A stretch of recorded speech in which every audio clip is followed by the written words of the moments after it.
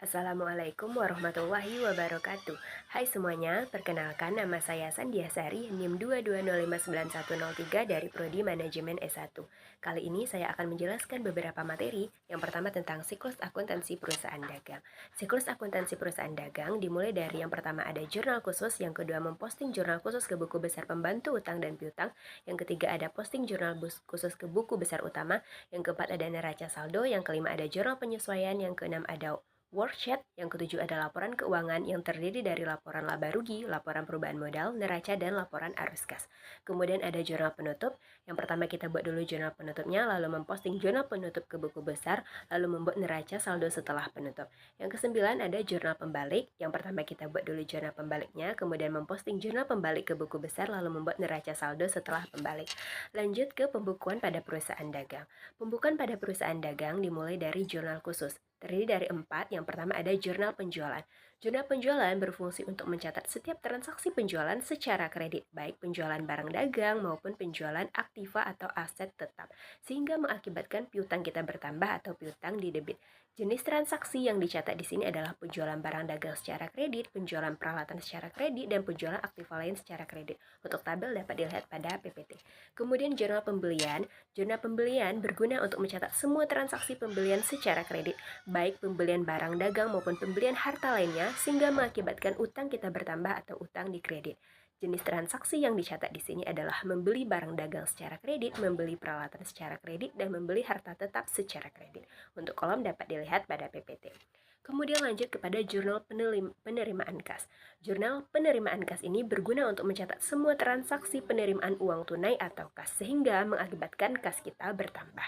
Jenis transaksi yang dicatat di sini adalah setoran modal pemilik, penjualan tunai, retro pembelian tunai, menerima pelunasan piutang, meminjam uang tunai, dan menerima pendapatan. Untuk kolom dapat dilihat pada PPT.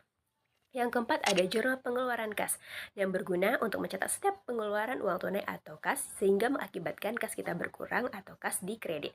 Jenis transaksi yang dicatat di sini ada preview uang tunai, pembelian tunai, retur penjualan tunai, melunasi utang, dan membayar beban. Untuk kolom dapat dilihat pada PPT. Lanjut ke jurnal umum. Nah, jurnal umum ini kita buat apabila transaksi tidak bisa dicatat pada jurnal khusus, maka kita akan menyebutnya pada jurnal umum. Jurnal umum ini terdiri dari dua metode pencatatan. Yang pertama ada metode prodik, yang kedua ada metode perpetual. Nah, untuk metode prodik dan perpetual sudah dijelaskan pada video sebelumnya. Lanjut, yang ketiga adalah membuat buku besar pembantu. Nah, buku besar pembantu ini terbagi dua pula teman-teman. Yang pertama ada buku besar pembantu utang, yaitu berfungsi untuk mencatat setiap rincian utang yang menurut dengan nama kreditor. Yang kedua ada buku besar pembantu piutang yang berfungsi untuk mencatat rincian piutang perusahaan menurut nama langganan atau debitor. Yang keempat ada posting ke buku besar. Nah, terdapat beberapa prosedur dalam memposting ke buku besar ini. Yang pertama ada jumlah nominal terdapat di jurnal khusus dipindah ke kolom saldo debit atau kredit dari rekening yang bersangkutan. Yang kedua ada nomor halaman yang terdapat di jurnal khusus dipindah ke kolom ref buku besar sebagai tanda sumber pempostingan. Yang ketiga ada rekening-rekening yang terdapat di jurnal khusus setelah diposting diberi nomor sebagai tanda jumlah nominalnya telah dipindahkan ke buku besar.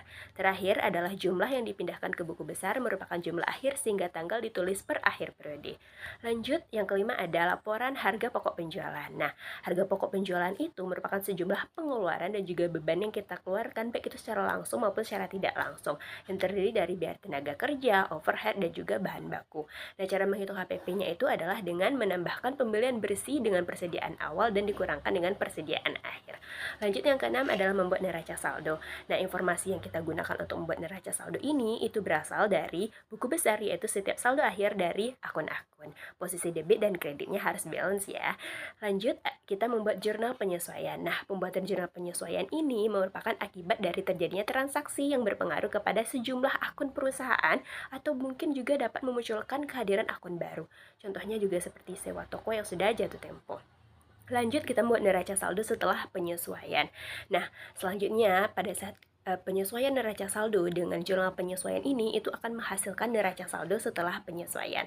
Lanjut, kita membuat laporan keuangan. Nah, laporan keuangan ini dibuat dengan tujuan untuk memudahkan pencairan informasi mengenai posisi keuangan perusahaan seperti keadaan harta, utang, dan juga modal perusahaan.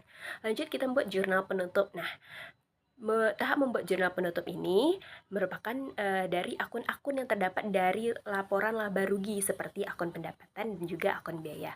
Kemudian kita membuat neraca saldo setelah penutupan. Nah, tahap ini merupakan, penyesuaian antara neraca saldo dengan jurnal penutup. Nah, akun-akun yang disesuaikan ini biasanya adalah akun yang berubah dari awal pencatatan. Dan fungsinya adalah untuk mencatat kembali akun-akun yang telah mengalami perubahan baik saldo maupun akunnya. Dan terakhir adalah jurnal pembalik. Nah, jurnal pembalik ini dibuat untuk akun-akun tertentu saja. Misalnya untuk pendapatan yang diterima di muka dan juga biaya yang dibayar di muka atau piutang. Terakhir adalah cara menyusun laporan keuangan perusahaan dagang. Menurut International Financial Reporting Standard (IFRS), laporan keuangan itu terdiri dari 4. Yang pertama ada laporan laba rugi, yang kedua ada laporan perubahan modal, yang ketiga ada laporan neraca, dan yang keempat ada laporan arus kas.